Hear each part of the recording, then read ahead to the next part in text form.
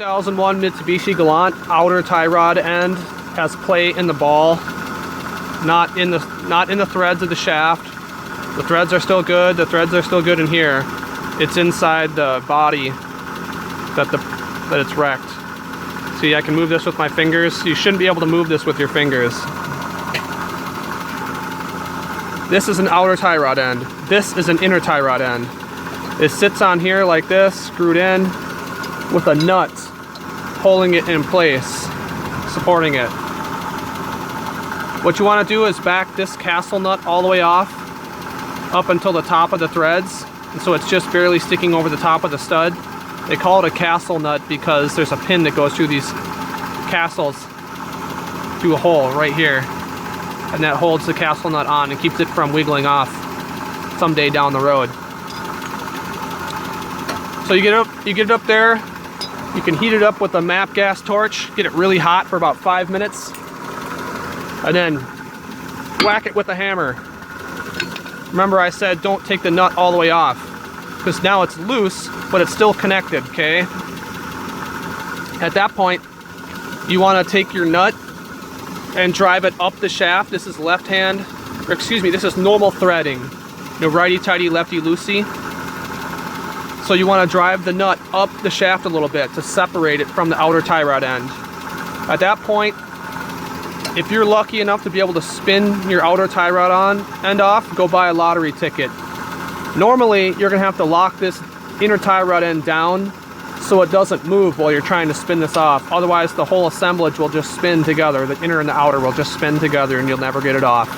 I used one locking pliers to try to hold it down while I tried to turn this off with a big wrench. Okay, one wasn't enough. I put two on, and that increased my surface area hold quite a bit. And I was able to get this off with two of these on here. I have about 10 of these, so that's more than enough. This is called a calipers. I measured from the middle of the shaft on the old one all the way to the back of my tape, which is the end of the threads. Okay, and it was 5.431 inches.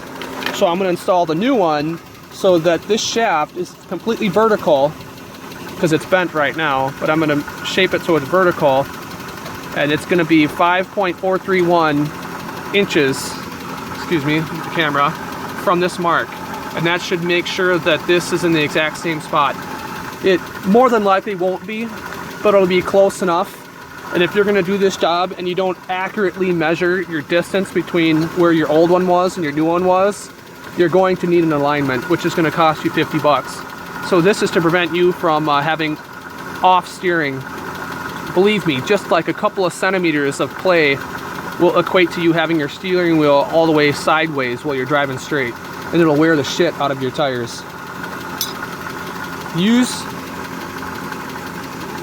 MAP gas to heat stuff up if you have to. It works great. It's much better than the snake oil stuff that they sell. These threads, you can see they're kind of flat and shiny. They got what's called rolled. So these threads got rolled by accident when I was taking the old one off. I wasn't really in control of it. It just happened. But it's not the end of the world. It just makes putting the new one on kind of hard, because what happens is they're flat, which means they're wider. If you can see the threads in here, what it wants to do is really hug the new threads on here really, really tight. So what I'm doing is I'm going to file these down just a little bit. Just these, it looks like it's only 2.5 or 3 threads on here that are rolled. So I'm going to file them down so I can put the new one on a little easier without having to turn so hard. So I have filed the threads down with a file, and it now spins on pretty freely. See that? What happens is they're like gears touching each other, and if you file them down, even though they might be kind of even more distorted, at least they're not touching each other anymore. You know, one's lower than the other.